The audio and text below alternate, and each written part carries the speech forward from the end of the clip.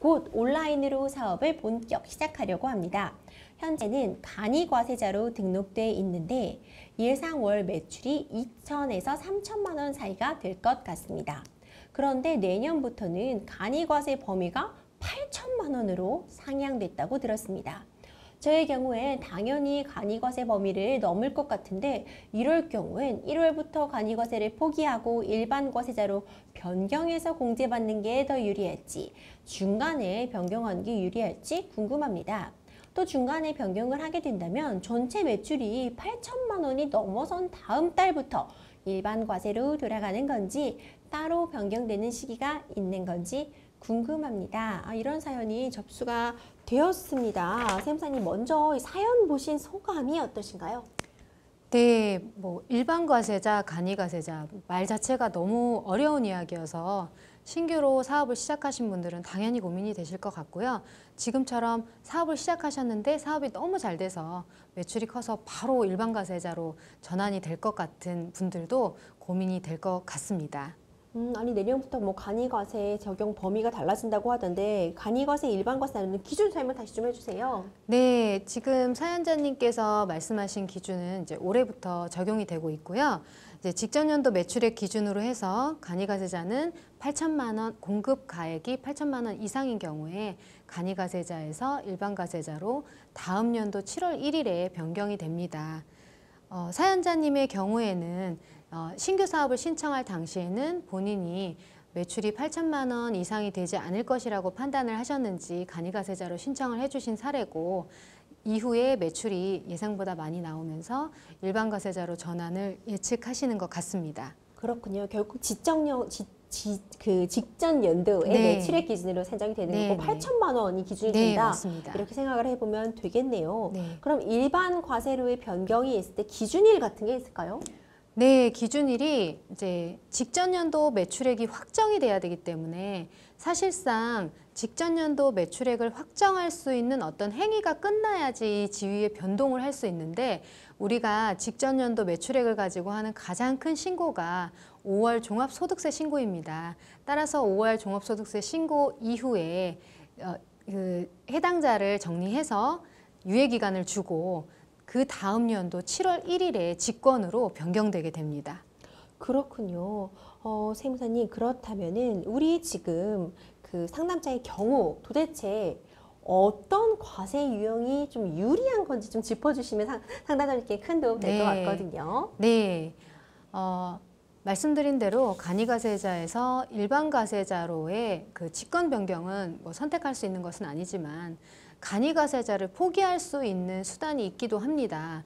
네, 지금 사연을 주신 분의 경우에는 간이과세자를 포기하고 일반과세자로 지금이라도 하는 게 어떨까라고 말씀을 해주시는 것 같은데 네네. 이 간이과세자는 정말 압도적인 세제 혜택이 있기 때문에 굳이 간이과세자를 지금 시점에서 포기하는 것보다는 만약 그 최종 소비자가 아니라 일반 기업을 대상으로 하거나 사업 초기 설립 비용이 있다면 제가 간이과세 포기도 권해드릴 수 있지만 그것이 아니라면 현재 과세 유형을 그대로 유지하시다가 나중에 그 전환 통지 되시면 일반 과세자로 변경이 되시는 게 납세자 입장에서는 더 유리하실 거라는 판단이 듭니다. 아니 간이과세자인 경우가 좀 더 압도적으로 유리한 부분이 많다 이렇게 설명해 주셨어요. 네. 그러니까 아무래도 간이과세자가 인정이 될 수 있는 요건이라면 그 좀 혜택들을 충분히 누리는 게 좋을 것이다 이런 조언 말씀으로 맞습니다. 이해해 볼 수 있을 것 같네요. 하지만 이런저런 사용으로 유형 변경을 고려하시는 분들이 분명히 계실 것 같아요. 유형 변경을 좀 생각하시고 있는 경우에 우리 사업자님들이 꼭 알아두면 좋을 만한 내용 내지는 유의사항 있을까요? 네, 지금도 비슷한 경우인데요. 이제 과세 유형이 전환되실 때 제가 지금 현재 간이과세자를 끝까지 유지하시고 자동 전환을 하시라라고 추천을 해드렸는데 이러한 경우에 가장 많이 주의하셔야 되는 게 지금 사연자님의 매출액 같은 경우에는 그렇게 적은 매출액 월 2천 이상이기 때문에 연 단위로 하면은 아주 소규모다라고 보기는 좀 힘든데 간이과세자 때 세부담이 적어서 매입 비용을 충분히 수취하지 못하거나 또 적절하지 못한 그 매입 증빙을 수취할 경우에는 추후에 종합소득세 신고 시에 비용으로 인정받을 수가 없기 때문에 여러 번 강조드리지만 간이가세자냐 일반가세자냐 이것은 부가가치세를 산정하는 기준이 되는 지위일 뿐인 거지 종합소득세 산정에는 전혀 고려되지 않기 때문에 반드시 당장의 부가가치세만 생각하지 마시고 내년도에 하시게 될 종합소득세도 고려하셔서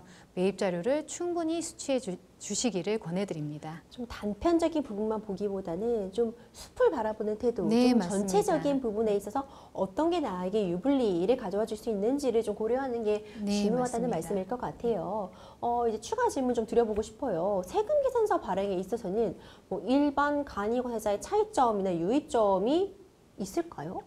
네, 세금계산서는 간이가세자는 일단 발행 자체가 불가능하기 때문에 간이가세자가 착오로 발행이 불가하다는 사실을 모르고 우리가 전산으로는 아예 전산이 커서가 안 먹히겠지만 종이로 발행하시는 경우가 가끔 있습니다. 종이로요? 네, 어떻게 종이로 발행하는 수기 거죠? 발행을 하시는 경우가 있는데 아. 본인이 발행할 수 있는 권한이 있다는 걸 모르고 발행을 하셔서 거래 상대방에게 교부한 경우에는 그 교부받은 상대방이 매입세 공제를 못 받을 뿐만이 아니라 적격 증빙이 아닌 것을 수취했기 때문에 그에 따른 불이익도 있을 수 있습니다. 그러니까 반드시 간이가세자는 세금계산서 발행이 불가하다는 점을 숙지해 주시고 만에 하나 세금계산서 발행 없이 도저히 거래가 불가한 경우에 해당된다라면 간이가세 포기를 통해서 일반가세자로 전환한 후에 세금계산서 발행을 통해 사업을 영위하시는 것이 바람직하다고 판단됩니다.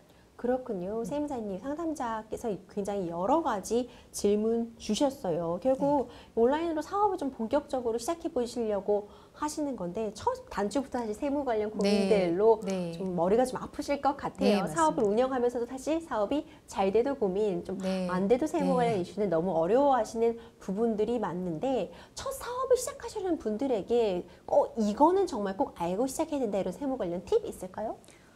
네, 저는 항상 가장 큰 절세 방안이 무엇인가라고 물어보신다면 세무 일정을 숙지하고 그 세무 일정 기한 내에 세금을 신고 납부하는 것이라고 일관되게 말씀드리고 있습니다. 그런데 여기에 더불어서 오늘 말씀드린 과세 유형을 가지고 또 반드시 지켜야 할 주의사항을 물어보신다면 저는 두서없이 이 말씀을 드리고 싶은데요.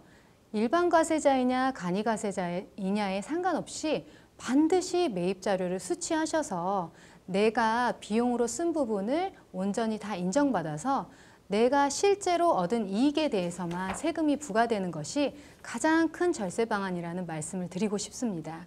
세무사님께서 해주신 말씀 정리해보면 가장 큰 절세 팁은 가산세 내지 않는 것이다. 네, 맞습니다.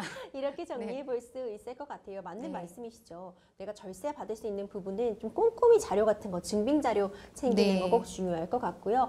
괜히 일정 같은 거 놓치셔서 억울하게 가산세 내는 일은 또 없으셨어야 될 것 같다 이런 생각이 드네요.